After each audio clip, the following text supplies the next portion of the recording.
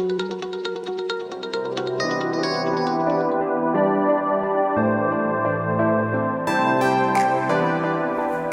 Students, स्वागत है आपका हमारे यूट्यूब चैनल एडुसरल पे। तो आज हम स्टार्ट करते हैं न्यूटन्स लॉ ऑफ मोशन, इसको बोलते हैं एनएलएम। ठीक है, ये क्लास 11th का टॉपिक है, बट ये हमारे नीट और आईआईटी दोनों के लिए हमारे लिए बहुत इंपॉर्टेंट है। ठीक है, तो हम इसको दोनों के मद्देनज़र देखते हुए हम नीट और आईआईटी दोनों के हिसाब से पढ़ाएंगे। मेनली फोकस हमारा नीट पे रहेगा, उसी के हिसाब से अपन आईआईटी पे चलेंगे। ठीक है, तो यहाँ पे आज हम जो स्टार्ट कर रहे हैं वो एनएलएम है। और सबसे पहले न्यूटन्स लॉ जो है फर्स्ट लॉ, वो क्या कहता है, इससे पहले किस साइंटिस्ट ने थ्योरी दी थी? तो इससे न्यूटन से पहले जो थ्योरी दी थी वो एरिस्टोटल था। और एरिस्टोटल ने ये बोला था कि किसी भी बॉडी को मोशन के लिए हमेशा फोर्स की रिक्वायरमेंट होती है। ठीक है, उसने ये सोचा कि हम जैसे अर्थ पे हैं और अर्थ के हिसाब से जैसे हम कोई भी बॉडी को अगर मूव करवाते हैं, जैसे कोई बॉल है, बॉल को हम जमीन पे फेंकते हैं तो वो कंटिन्यू कुछ देर बाद वो अपने आप रुक जाएगी। ठीक है, वो कंटिन्यू चलती रहेगी, तो उसके बाद कुछ देर बाद वो रुक जाएगी। उसका रीजन ये है कि ग्रेविटी लग रही है। क्या लग रही है? ग्रेविटी लग रही है। ग्रेविटी उसको फ्रिक्शन प्रोवाइड करा रही है, ग्रेविटी के थ्रू भी उसको फ्रिक्शन मिल रहा है नॉर्मल के जरिए। तो उसने बोला कि किसी भी बॉडी को कंटिन्यू मूव करने के लिए क्या चाहिए? एक फोर्स चाहिए, तबकि ऐसा नहीं है, वो उसकी फैलेसी थी। तो वो एरिस्टोटल फैलेसी कहलाएगी। और हम यहाँ पे उसके बाद जो सक्सेसफुल स्टेटमेंट है वो न्यूटन्स ने दिया है। और न्यूटन का फर्स्ट लॉ जो क्या बोलता है कि किसी भी बॉडी को, ठीक है, या तो वो रेस्ट पे हो या वो कंटिन्यू मोशन में हो, ठीक है, उसकी स्टेट चेंज करने के लिए उसको फोर्स की जरूरत पड़ती है। ठीक है, अगर वो रेस्ट में है, उसको मोशन में आना है तो उसको फोर्स लगाना पड़ेगा। अगर कोई बॉडी मोशन में है तो मोशन में ही रहेगी टिल जब तक उसमें फोर्स ना लगे। ठीक है, यानी इसको आप ऐसे बोल सकते हैं, every body continuous it states of rest और यूनिफॉर्म मोशन। यानी कोई भी बॉडी या तो रेस्ट पे रह सकती है या मोशन में रह सकती है इन द स्ट्रेट लाइन, यानी वो कंटिन्यू स्ट्रेट लाइन में ही मोशन में रहेगी।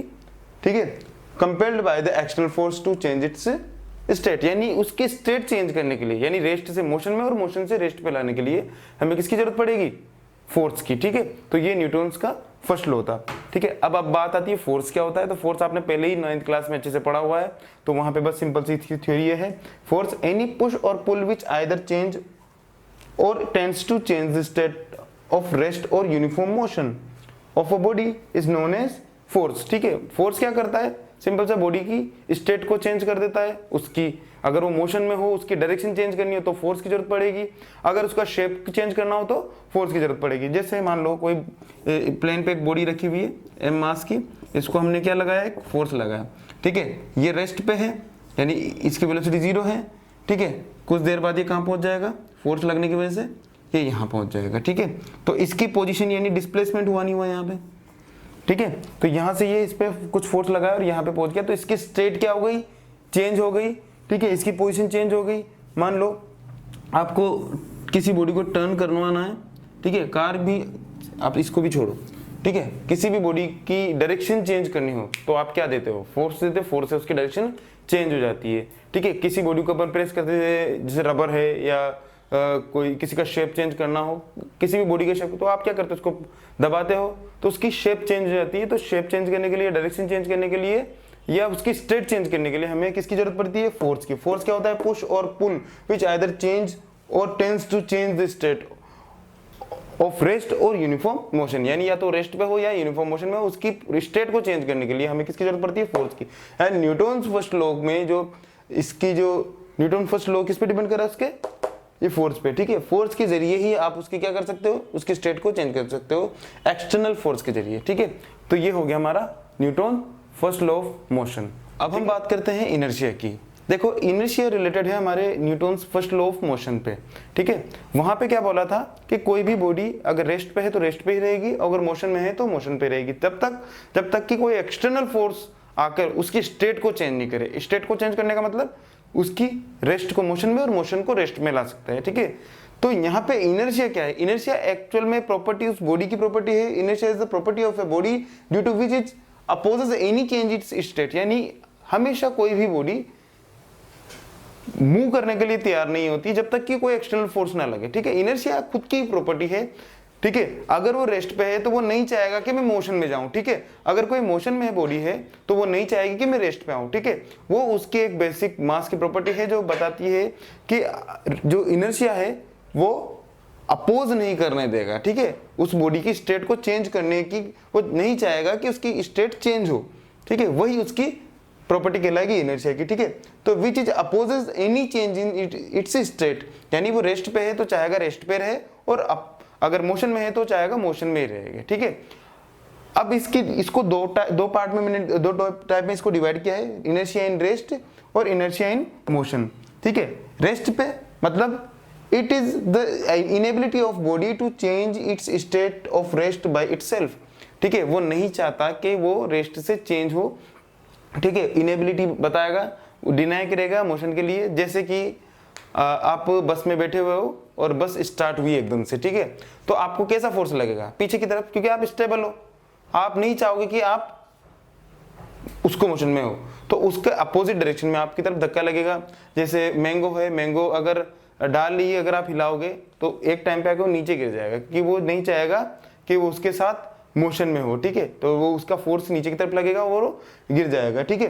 तो जो मोशन में होता है, ठीक है, सॉरी जो रेस्ट में है तो वो नहीं चाहेगा कि मोशन में हो। तो ये इनर्शिया क्या होता है, एक अपोजिट डायरेक्शन में फोर्स लगता है, मतलब अपोज, मोशन का अपोज करता है, ठीक है। ये उसकी खुद की प्रॉपर्टी होती है, मास की प्रॉपर्टी होता है, हमेशा अपनी स्टेट को कायम रखने के लिए ये प्रॉपर्टी यहाँ पे उसके अंदर इनबिल्ट होती है, ठीक है। वो नहीं चाहेगा कि उसकी स्टेट चेंज हो। यही हमारा फर्स्ट लॉ, न्यूटन्स का फर्स्ट लॉ जो था, यही तो बोल रहा था, इनर्शिया वही है, यानी इनर्शिया वेरीफाई कर रहा है फर्स्ट लॉ को, ठीक है।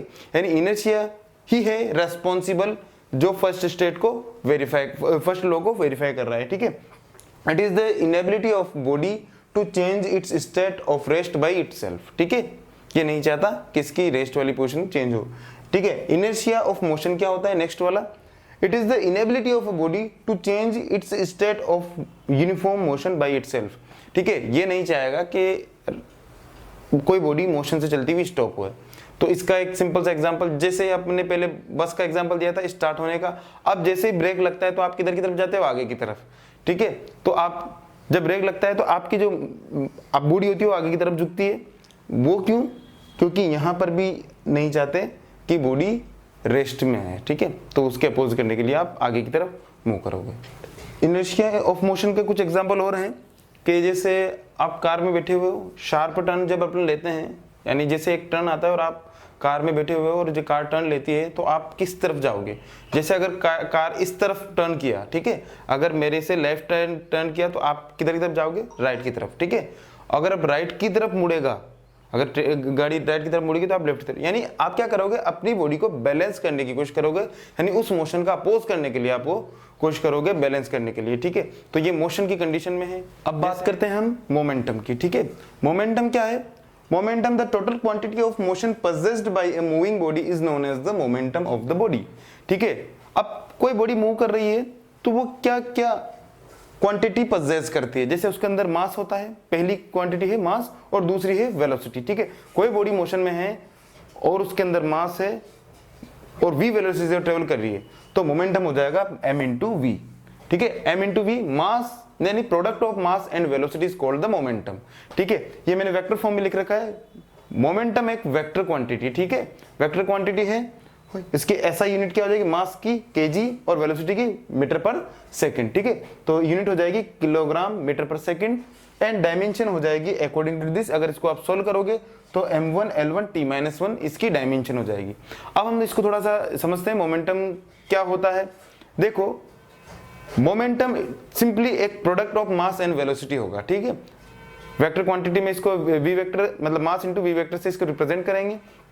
इसकी डायरेक्शन वेलोसिटी की डायरेक्शन होगी, ठीक है, जिस डायरेक्शन में मूव कर रहा है, ठीक है। बट यहाँ पे एक चीज देखने वाली बात यह है कि सिंपल इसको समझो कि जैसे मान लो कोई बॉल है, ठीक है, एक हल्की बॉल लो, ठीक है, उसको थ्रो करो, आप हल्की बॉल को थ्रो करो, किसको कैच करवाओ, ठीक है। जब वो कैच करेगा उसको तो उसको क्या होगा, फोर्स लगेगा, फील करेगा। अगर अब इसी का कंपैरिजन नेक्स्ट लेवल से करो कि अगर मैंने कोई बॉल ली, ठीक है, उसको थोड़ा हेवी, उसका मास बढ़ा दो, ठीक है, थोड़ी हेवी बॉल लो और फिर उसको थ्रो कराओ, क्या वो सेम फील कर रहा है? यानी जो फील कर रहा है, जो फोर्स फील कर रहा है, जो रिसीव करने वाला है वो उसको कैच करने के लिए क्या उतने फोर्स लगाना पड़ेगा या थोड़ा ज्यादा लगाना पड़ेगा, उसको थोड़ा पेन फील होगा, ठीक है। यानी मोमेंटम जो होता है ये क्या होता है, प्रॉपर्टी होती है, मतलब ये प्रॉपर्टी है product of mass and velocity की। अगर ये वेलोसिटी बढ़ जाएगी तो क्या होगा, मोमेंटम भी बढ़ जाएगा, ठीक है। अगर वेलोसिटी जीरो है तो उसका मोमेंटम भी क्या हो जाएगा, जीरो। सिंपली बोल सकते हैं कि product of mass and velocity ये क्या है, एक मोमेंटम है, ठीक है। अगर वेलोसिटी बढ़ जाती है तो क्या हो जाएगा, मोमेंटम बढ़ जाएगा। यहाँ पे हो सकता है मास भी चेंज हो, ठीक है ना, चेंज हो सकता है, मास भी चेंज हो, बट यहाँ पे जनरली हम ये कंसीडर करते हैं मास चेंज नहीं होता है, ठीक है। तो जो मोमेंटम होगा product of mass into velocity होगा, ये आपको ध्यान रखना है। अभी अपन इसके बारे में थोड़ा सा और आगे हम पढ़ेंगे, मोमेंटम का रिलेशन फोर्स के साथ क्या होगा, किस तरह सेकंड लॉ में ये यूज में आएगा,